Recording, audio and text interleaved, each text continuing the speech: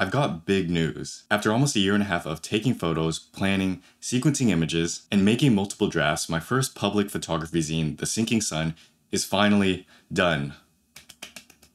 I'm giving myself a moment to celebrate because this is a really big milestone. This is a project I've been working on for a very long time. I've always wanted to make some sort of photography book, but I've just never been able to make the time. And making one was way harder than it looks. But now that it's finally done, I can't wait to share it with you guys. Today, we're going to break down this photography zine, the process I went through to build it, and what you guys can do if you want to build your own. If you're interested, the zine is available for pre-order. I'll be showing you guys a draft version today, but the first edition softcover will be limited to only 50 copies, while the special edition hardcover will be limited to just 10 copies. Plus, all pre-orders get a special 11x14 fine art print that goes with it. I make these myself, and they usually sell for about $50, but they're complimentary with all pre-orders. The zine itself also includes other special little inclusions like postcard sets and little prints that go with it. So if you're interested, the link is down below.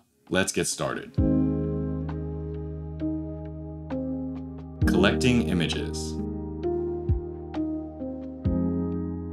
The process first began when I started collecting images of sunsets way back when. It was around fall of 2022 when I had first burned out with this YouTube channel and I was trying to find my footing again with photography. During this time, I was going on a ton of walks. Walks were a great way to clear my mind in between creative work. So, useful tip, if you have a lot going on in your mind, take a walk and change your environment. You'll feel much better afterwards. So naturally, I brought my camera along with me and I started running into these insane sunsets. And to be honest, I didn't know the world could look like this before, but maybe I just never paid attention. The cover photo for this book, I can still remember the day I took it. I was sitting on the hill looking out into the sunset and there were just a ton of people around me also appreciating the view. The entire sky itself was stormy, red, and just looked unreal. And it was moments like these that really inspired the book. Photographing these massive clouds melted into a new love of photography for me. And there was an inherent feeling the world gave me during these moments that I didn't know how to describe with words alone. I knew I wanted to make some sort of book, I just didn't know what. So making this zine really allowed me to lean into this idea, develop this idea, and figure out a way to express it. A big lesson I learned when making this book is that the idea comes to life as you work on it. None of these ideas we have in our minds are fully fleshed out, but as we work on it and develop them, they begin to make more sense and start to take more shape. So that's how everything started. If you're thinking about making a photo book, start with a topic that interests you and begin collecting images around it. I'd strongly recommend to follow your interests, not what everyone else is doing. This is because your interests are unique to you and no one really cares as much as you do about the things you're interested in. Meaning, if there's something you want to make, that is your responsibility to make. And you don't need someone else's approval to make what you want to make, but if you want it, here, I'm giving it to you right now. So don't worry about whether it's good or bad, what people may think, or if it's going against the grain of what everyone else is doing. Your job is simply to make what you're here to make. The rest of that stuff you can't worry about. Picking a theme.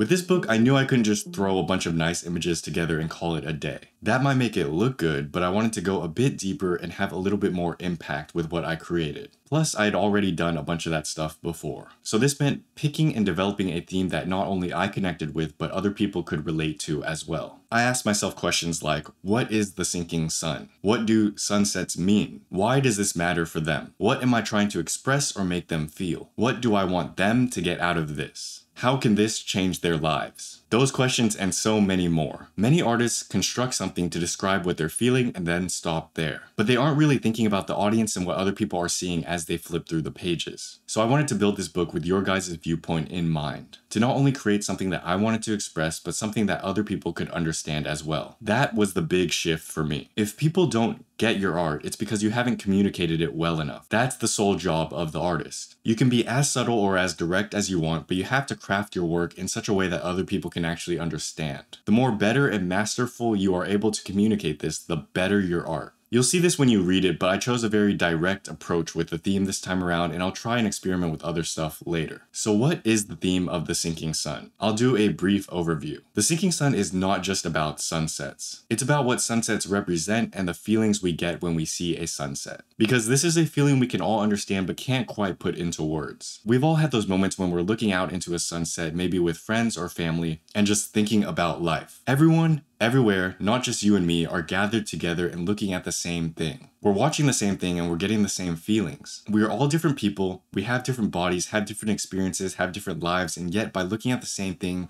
we can still get the same emotions and feelings as each other. And I just thought that was really incredible. So I'll read you one of the quotes from the zine. Golden hour is our daily reminder that now is not forever. That's the idea. The sinking sun is about our limited time here on this planet. When the sun sets, we are reminded that each and every day could very well be our last. And that's what makes life special to begin with. If we live forever, we simply wouldn't care. So I end the book with a call to action. The call to action is, what are you going to do?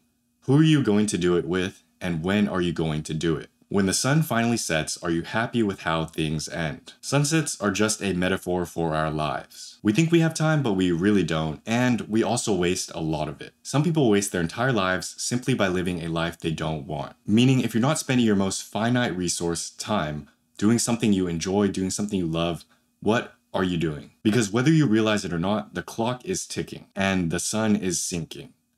That's the book. So here are a few questions to ask yourself if you're considering picking out a theme. What is an idea or concept that I truly connect with? What is an idea or concept that other people can relate to? What is something that I can make currently based on the place I live or the photos I already have? Once you've done that, you are closer to picking a theme for your photo book. Putting it together. Let's talk about printing, materials, and all of that stuff. So like I mentioned before, this is a draft version. I still have a few changes to make for the final version. The book itself is printed on satin paper. If you don't know what satin paper is, it's a type of semi-gloss paper that's in between semi-gloss and luster. Semi-gloss paper usually has no texture, while luster has a more aggressive texture. I use satin and luster paper for most of the fine art prints I sell. This gives me the contrast and color rendition that I want without being too shiny like glossy paper or too muted like matte paper. So this draft version has a glossy outside finish, while the final version will have a matte laminate finish. That way it can be nice and soft to the touch. When making this book, I had the options of building it myself or printing through a separate printing company. This was a tough decision to make because I'm quite picky about the print quality of my work. All of the single prints I sell, 13 by 19 and below, I make myself. This gives me more control over the print itself and allows me to get the best print quality. And because of this level of control, I tried to hand make the books myself, which unfortunately didn't turn out so well. It was difficult finding a paper that was good enough, of the right specs, and affordable for this kind of project. Plus, my bookbinding skills are pretty bad. But trust me, I did try to make the book as good as it could possibly be. And ultimately, I decided to outsource the printing, and I'm quite happy with the results. This is going to cost me more money upfront, but I think it'll be worth it. I've also lowered my expectations a bit because this is a book and the print quality isn't supposed to be as good as something you'd put on your walls. That much is normal. But there were two main things I was concerned about: color rendition and contrast. Because it's a sunset zine, the colors had to be bold, they had to be saturated, they had to look good, and the contrast as well. So as long as those were good, I was good. And thankfully, they turned out really well. What I learned from building this book.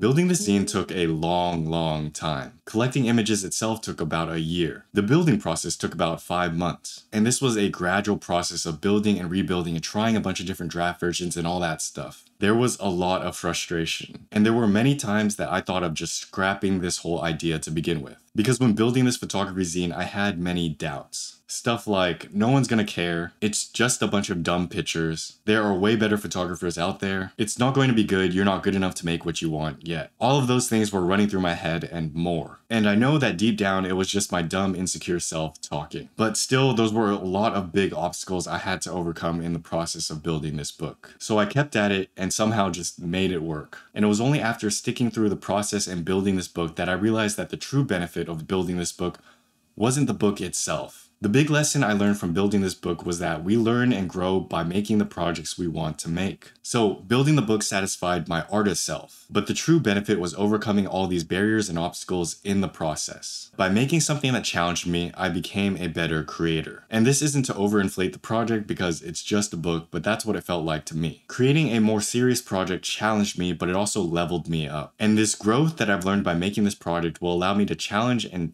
take on bigger projects in the future. The doubts I have in my head may still be here, but I'm going to do it anyways. Why? because I want to, and because I can. And there doesn't need to be any bigger or deeper reason than that. So if you have something that you want to do, understand that we have it all backwards. It's often that we think we have to be good to make something, but in reality, it's the reverse. For example, we might think, I have to be an amazing photographer before I can make a book, or I have to build a big audience before I can make a book. Wrong. You don't need to be a world-class photographer to make a photo book. You don't have to have 100 billion subscribers to make a photo book. The only requirement for making a photo book is making the photo book.